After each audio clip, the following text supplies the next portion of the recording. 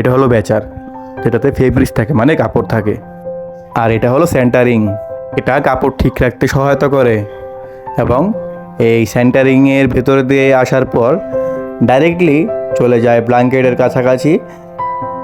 এটা হলো প্রেশার, যেটা ব্ল্যাঙ্কেটের সাথে কাপড় প্রেশার দিয়ে রাখে যাতে কাপড় উঠে না যায়। আমাদের কিবোর্ড মাউস, আমরা মনিটরে কাজ করি, কোন প্রোগ্রাম দেবো না দেবো সেটা কাজ করি। এটা হলো মেশিনের ডিসপ্লে এবং সাথে আছে পাওয়ার বাটন এবং শাটডাউন বাটন।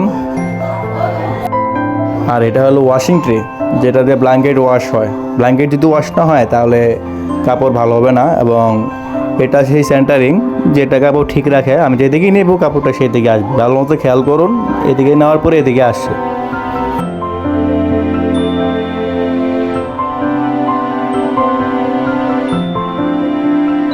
আর এটা হলো ডায়ার, যেটা দিয়ে আমাদের প্রিন্টিং করা কাপড় শুকানো হয়। শুকিয়ে তারপর এদিক দিয়ে বের হয়। এই যে এদিক দিয়ে বের হয়ে এদিক দিয়ে ডাইরেক্টলি নামে এবং এগুলো বাস করার পর এগুলো একটা গাড়িতে লোড করে আমরা লুপ স্টিমে দিয়ে আসি। এই যে গাড়িটা লোড করা হয়ে গেছে, বাঁধা শুরু হয়ে গেছে, এখন মেশিনে দিয়ে আসবে। এবং এটা হলো বলতে পারেন আইপিএস, মেশিনের কারেন্ট চলে গেলে এটা অনেকক্ষণ ব্যাকআপ দিয়ে থাকে। আমরা চেষ্টা করি কাপড়ের গুণগত মান এবং কাপড়ের রঙ যাতে ভালো থাকে। এবং আপনারা আমাদের ডিজাইনগুলো দেখতে পারেন, ডিজাইনগুলো আকর্ষণীয় সুন্দর যাতে কাস্টমার পছন্দ হয়।